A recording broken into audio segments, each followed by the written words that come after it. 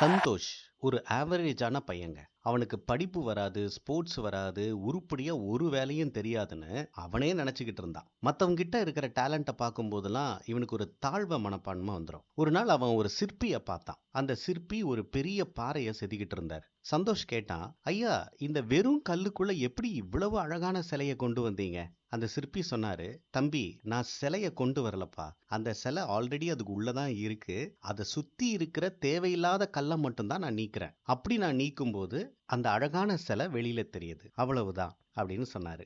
அப்பதான் சந்தோஷுக்கு ஒரு ஸ்பார்க் அடிச்சதுங்க. நமக்கு திறமை இல்லைன்னு இல்லை, நமக்குள்ளதான் திறமை இருக்கு. ஆனா அதை சுத்தி இருக்கிற இந்த சோம்பேறித்தனம், பயம் அப்படின்ற இந்த தேவையில்லாத கற்களை தான் நம்ம இன்னும் செதுக்கல அப்படின்னு அவன் நினைச்சான். அன்னையில இருந்து அவன் தனக்கு பிடிச்ச தொழிலை கத்துக்க ஆரம்பிச்சான். முதல்ல ஒரு மாசம் ஒண்ணுமே புரியல தான் அவனுக்கு. ஆனா 6 மாசம் கழிச்சு அவனே ஒரு ப்ரொஃபஷனலா ஆயிட்டாங்க. இப்ப அவன் சொல்ற விஷயம் என்ன தெரியுமா? திறமை அப்படிங்கிறது வெளியில தேடுறது இல்ல, நமக்குள்ள தூங்கிக்கிட்டு இருக்கிறத தட்டி எழுப்புறது அப்படின்னு அவன் சொன்னான்.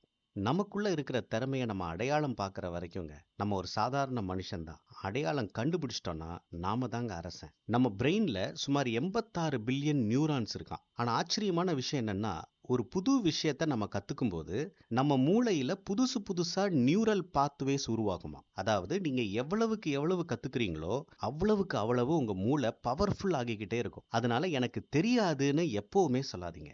நம்ம ஊர்ல பல பேரோட திறமை இப்படிதாங்க. படிப்புன்னு வந்தா தலை வலிக்குது மச்சான் அப்படின்னு சொல்லுவான். வேலை ஒண்ணு இருக்குடா வாடா அப்படின்னு சொன்னா மூடு இல்லடா அப்படின்னு சொல்லுவான். ஆனா நமக்கு பிடிக்காதவங்களுக்கு ஏதாவது ஒரு பிரச்சனை நடக்குதுன்னு தெரிஞ்சதுன்னா எந்த திறமையும் இல்லாமலே அதை கண்டுபிடிக்க மட்டும் அவனுக்கு திறமை எங்கிருந்து தான் வரும்னு தெரியலங்க. தூங்குற திறமையை எழுப்புங்க, ஆனா எழுந்த பிறகு திரும்பவும் தூங்கிடாதீங்க.